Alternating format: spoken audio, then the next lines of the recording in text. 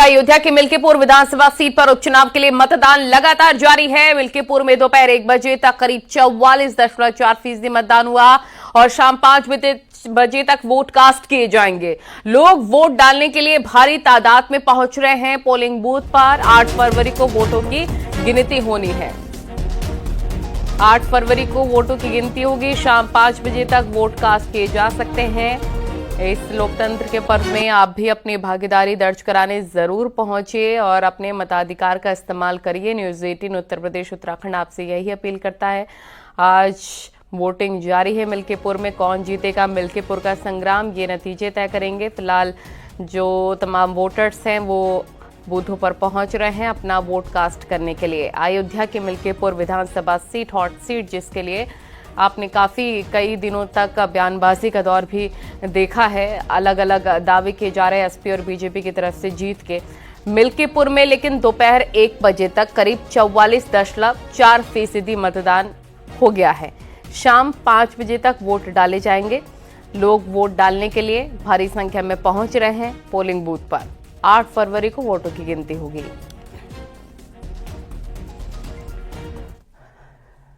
और अयोध्या के मिल्कीपुर उपचुनाव में सपा प्रत्याशी अजीत प्रसाद ने बीजेपी एजेंट को दी धमकी, कहा 5 सेकंड में ठीक हो जाओगे। सोशल मीडिया पर वायरल वीडियो हो रहा है। मिल्कीपुर के घाटमपुर मतदान केंद्र का ये पूरा मामला बताया जा रहा है। धमकी भरा ये वीडियो।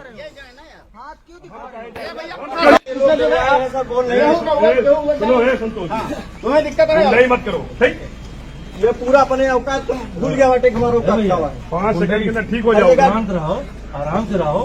हाथ मत लगाओ, ये लगाओ, हाथ क्यों दिखा रहे हो? ये जाए ना यार, हाथ क्यों दिखा रहे हो?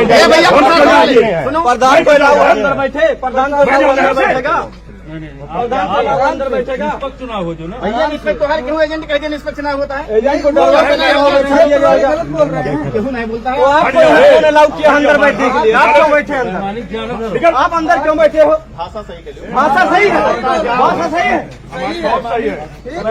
कहाँ जाओ आप यार, जा ईमानदारी से चुनाव हो जो, ईमानदारी से एकदम एजेंट बनाए हो। एजेंट के क्षेत्र के बोल रहे हैं। जिसको जहाँ वोट डालना है वो डालता है, जहाँ वोट डालना है डालने दो, किसी को रोको नहीं, बता दे रहा हूँ। गलत बात, गलत बता दो। अयोध्या के एसपी सांसद अवधेश प्रसाद ने आरोप लगाया है कि मिल्कीपुर में बूथ एजेंटों को भगाया जा रहा है और परेशान किया जा रहा है। वहीं सांसद के आरोपों को एसएसपी राजकरण नैयर ने सिरे से खारिज कर दिया है।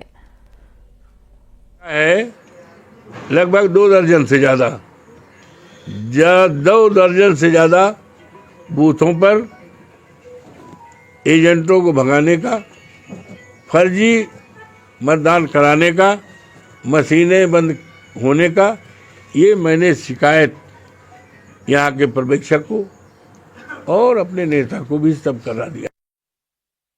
स्पष्ट रूप से बताना चाहेंगे, पुलिस के द्वारा किसी भी बूथ पे किसी भी मतदाता का आई कार्ड चेक नहीं किया जा रहा है। एक फोटो जो मेरे संज्ञान में आई है जिसमें कहा जा रहा है कि मतदाता का आई कार्ड चेक किया जा रहा है, वह बिल्कुल गलत तथ्य लिखे हुए हैं। जिस व्यक्ति के बाद से उस फोटो में जो व्यक्ति दिखाई दे रहा है वह किसी एक प्रत्याशी का बूथ एजेंट है। और कहीं जो शिकायत मिल रही है जिसमें कहा जा रहा है कि किसी एक पर्टिकुलर राजनीतिक दल के बूथ एजेंट को वहाँ पे समस्या हो रही है, उन बूथों पर जा करके जो भी वहाँ के सभी बूथ एजेंट हैं सबका पहचान पत्र चेक करके, सबसे पूछ करके कि उन्हें कोई समस्या तो नहीं है, इसी दौरान ली गई एक फोटो को भ्रामक तथ्यों के साथ दिया गया। और वहीं समाजवादी पार्टी के आरोपों पर बीजेपी प्रवक्ता संजय चौधरी ने कहा, समाजवादी पार्टी के वोटर्स वोट डालने नहीं जा रहे हैं, इसलिए सांसद वोटर्स को धमका रहे हैं।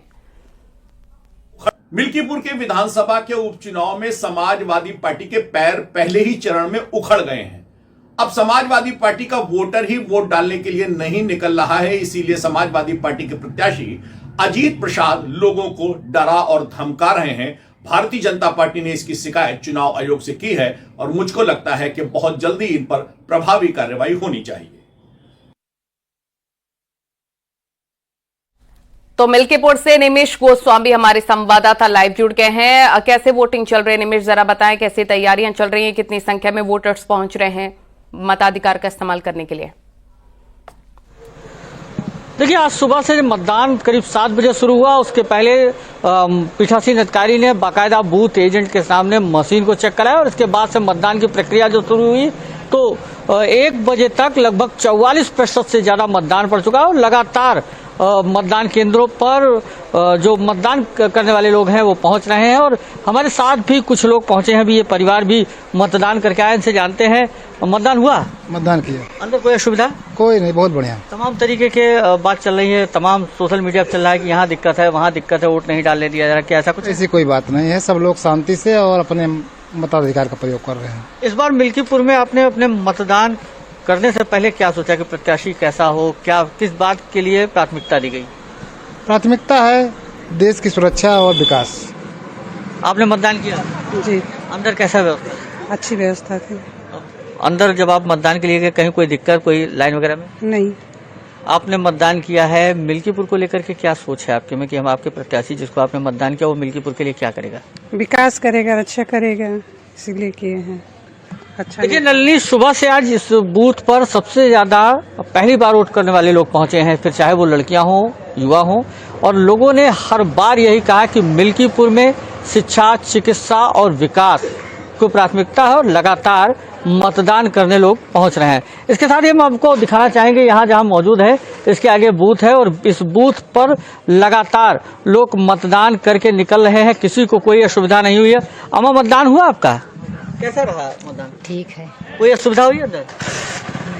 कोई दिक्कत हुई अंदर? नहीं नहीं। आपका मतदान हो गया?